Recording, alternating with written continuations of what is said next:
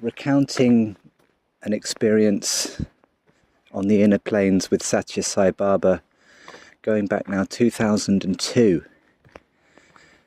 At the time, as a young man, I was in the habit of taking myself off for fasting holidays, or holidays where I would go solo on a cheap packaged holiday somewhere. I lived in the UK at the time, and this time round I took myself off for a cheap holiday in Gran Canaria, up in the hills there,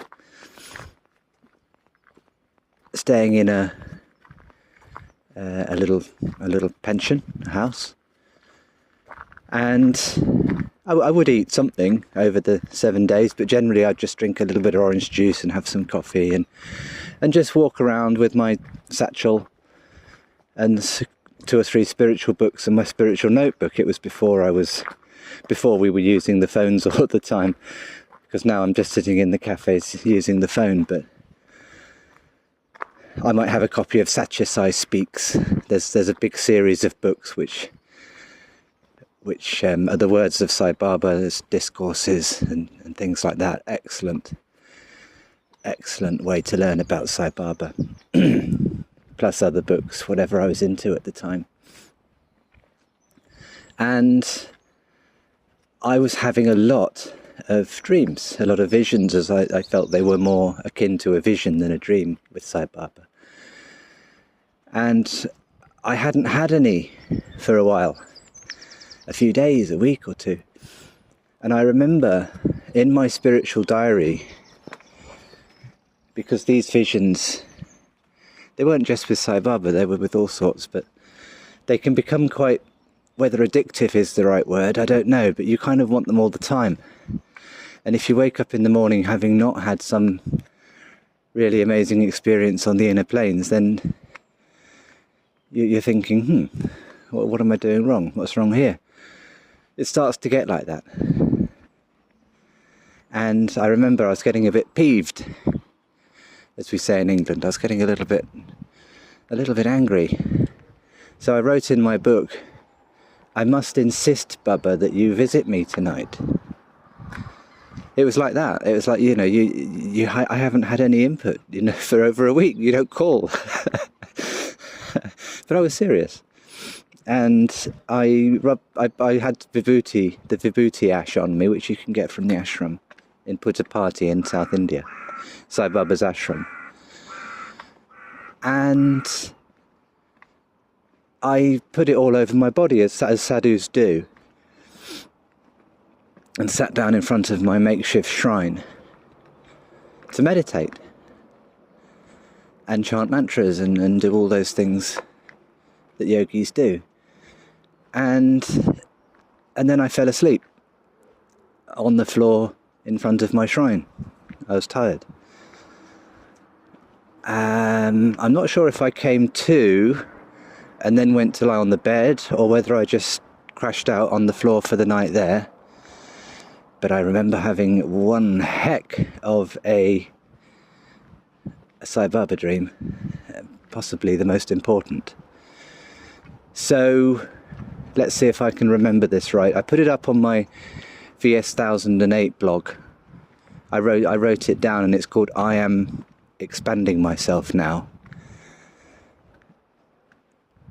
So I'll link to that below this video on Rumble. Actually, I might put this on YouTube as well. So yeah, I fall asleep, and not as ever, but quite often in these situations, in these visions, dreams, you're in a room. There has to be a setting somewhere. You could be in a field, maybe, but I'm usually in a room. And I've walked into the room uninvited, so to speak. And in front of me, it's a big room, is Sai Baba sat on a throne with another being who I felt was particularly grandiose. I wasn't sure who it was, though, to his left. Also on a throne of sorts. seagulls are on the roofs. I'm in Cornwall. It's early morning. They're announcing the day. And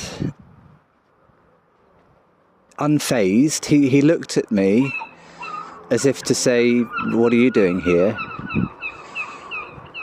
And I just marched towards him, and he put out his hand from the throne and held me back as if to say, no, go. And he was brushing his hand, was waving me away, saying, no, go. We don't want you here. And I wasn't going. I said, no, I'm staying. And there's a thing in Kung Fu called sticking hands, or Chi Su, which is an exercise, I'll put a picture up there, where you do these exercises and you're feeling out your opponent, and it's great. It's a great practice. It's not just a physical practice. It's sensitivity training. It's all sorts. And I don't do it much, but I know of it. So, in the dream, I pushed back onto Baba. Baba's pushing me away with the back of his hand, kind of thing. And I'm pushing back on him, and very quickly it turns into a game, a match of Chi Su, sticking hands. So it's quite... I haven't seen the movie, but there's a movie, The Matrix. Everyone said, you've got to watch the movie, you're going to really like it. So I didn't, because I never watch movies. But it was kind of like, wow, we were doing some really intensive sticking hands. And he won, even though he hadn't stood up off his chair. And in the thick of it, he won, and the result was me, something deep inside me, completely cracked, and I genuflected, which means you get down on the knee. I immediately, this was like how he won. I just broke, knelt down, and he took my hand, which was, we'd been doing the sticking hands, and I saw that he had my hand, that he was holding the back of my hand to his forehead, leaning back and smiling blissfully. And from my position, I looked up at him. I saw my hand was touching his forehead, the back of my hand. I saw him holding it there. I saw him smiling. And in my mind, I said, this is my chance. And I blurted out, Baba, I want liberation. Please help me destroy my ego.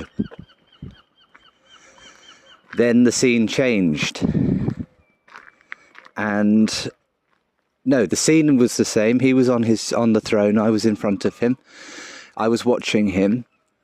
And he looked to be in a little bit of discomfort. And I was watching, going, okay. It didn't concern me that he would look to be in discomfort. I reasoned this in my mind. It all happened so quickly. I thought, well, yes, the avatar of the age looks to be in discomfort, but it doesn't matter, because everything that the avatar of the age does is just a show to teach us anyway. So I didn't think, oh no, my Baba's in discomfort. Then he opened his mouth, and what looked to me like a golden egg, a pure gold egg, came out of his mouth, which is a lingam, or a pure ellipsoid.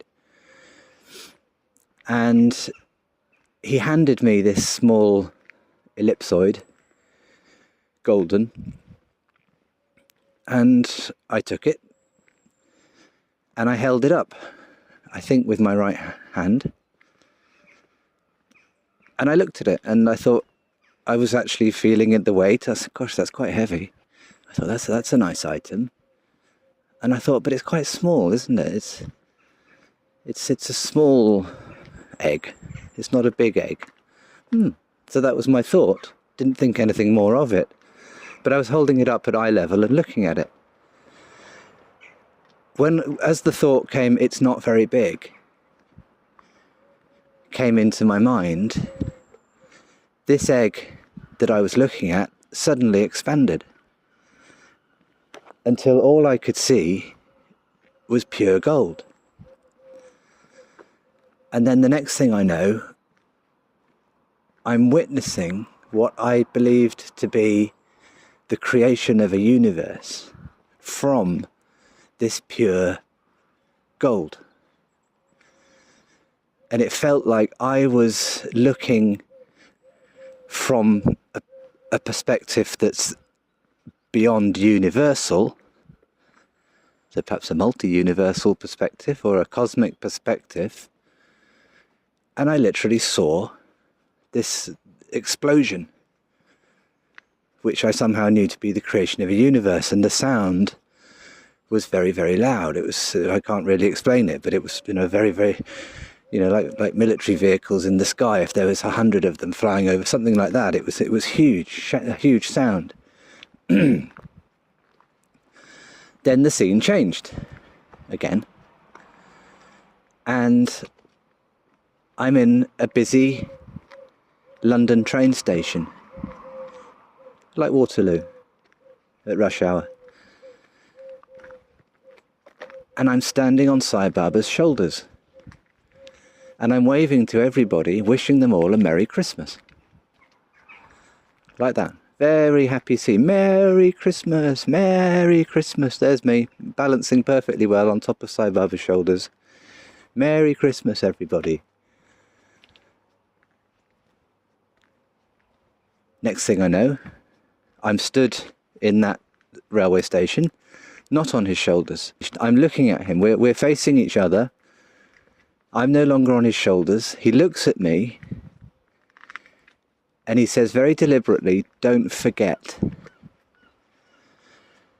And in my mind, at that point in the dream, I was very busy. I had to get on. And I sort of went, yeah, sort of waved him nonchalantly, as if to say, "Oh, don't worry about that. Yeah, I've got to go now though, okay?" As you might, you've got to dash off, and your friend says, "Oh, don't forget to pick up a carton of milk on the way back." And you go, yeah, I'm off, bye. And that was that. So then I turned away and started walking off busily to get on to wherever I was going. And after a few steps, I stopped and thought, I've just waved off the avatar of the age, the Purna avatar. And I turned round to see, because he surely, I'd only walked a few steps, but he had gone. And that was the end of the dream. So I just wanted to get that down. I've done reflections on Satya Sai Baba 1, 2 and 3, which I'll link to below this. They're on YouTube and Rumble. I prefer to get people to watch my Rumble because I'm always being threatened on YouTube and given bans and things like that. So who knows, maybe they decide they don't like Sai Baba or something. They don't like you talking about certain things. Anyway, we're in the middle of a war, we know that. So there's lots, that brings up a lot in me, and I wanted to lay it out. I feel it's a good time just to testify. I've been praying a lot and meditating as we move into the final phases of this part of the operation. The We the People movement, coordinated military operations. And I have been asking myself over the last few years especially, what is really real? What do I know is real? The one thing, if there was one thing, it would be my Guru, Sri Satya Sai Baba, and the effect, what he's done for me. What I know of him in my knowingness, in my right brain. That's the one thing that I hold on to as most dear and the most real in a world full of complete and utter illusion. So I'm laying it all out and testifying. And some people will watch it, but I'm not in any I don't have a desire to get lots of people reading all this stuff and listening to it, but I just wanted to lay it all out there because probably there'll be some people that are interested, and who knows, there may be some people who listen to this and go, aha, and they might be able to give me some feedback on what they make of it, because Sai Baba, those of us that were graced enough, blessed enough to have experiences of him on the inner plane are well aware. So there'll be those that listen to this sort of recording and that they're struggling to understand. And then there'll be those that are very well aware and they go, he's been touched by the hand of God. He's been touched by the avatar of God, Sai Baba. So there you go.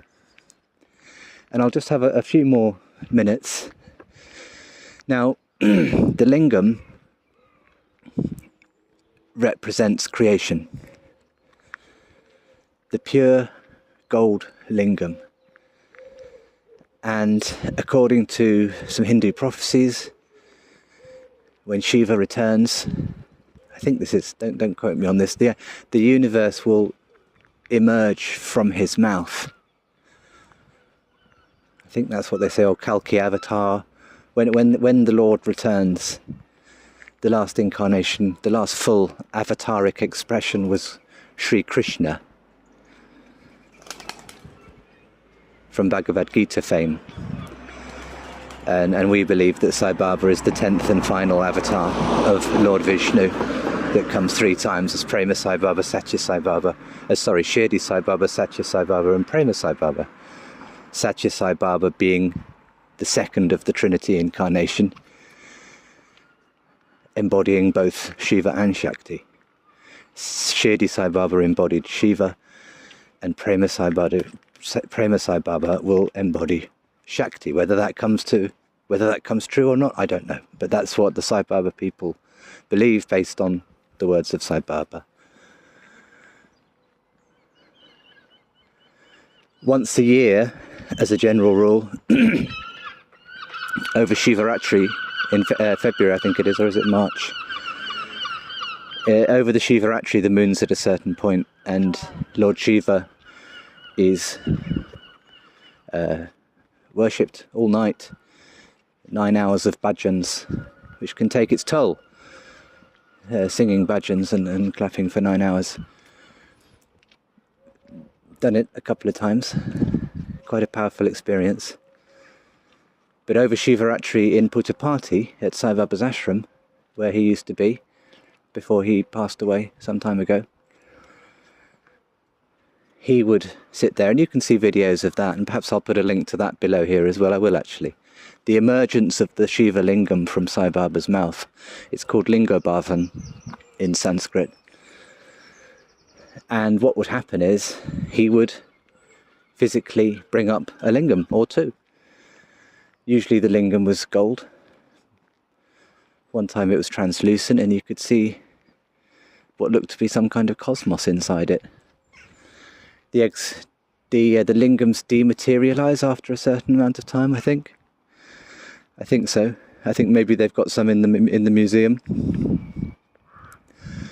And Baba says, just some recollection of what Baba says about that. I remember him saying, for a day or two before, you can see he doesn't walk quite so. It seems his feet are quite heavy. And he said that what he's doing is the magnetism is pulling all of the gold that's inside his body together to form this ellipsoid over the days preceding Lingo Bhavan, over Shivaratri. And then he brings it up. Yeah, there's a lot I could say about that, but the main thing is, I have to pinch myself. This was over 20 years ago, so 21 years ago. In a way, it doesn't feel like yesterday, and I have to pinch myself.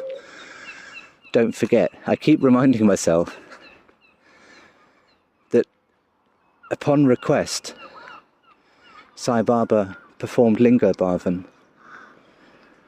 and I held that lingam, and saw it expand as the creation of a universe. Now, how lucky am I? I mean, of what value such an experience? So I do feel very, very, very blessed. There was a few years where I felt people said, "Oh, Sai Baba's overlighting you." I mean, Sai Baba, I'm always thinking of Sai Baba anyway, in the sense that I feel that I see him.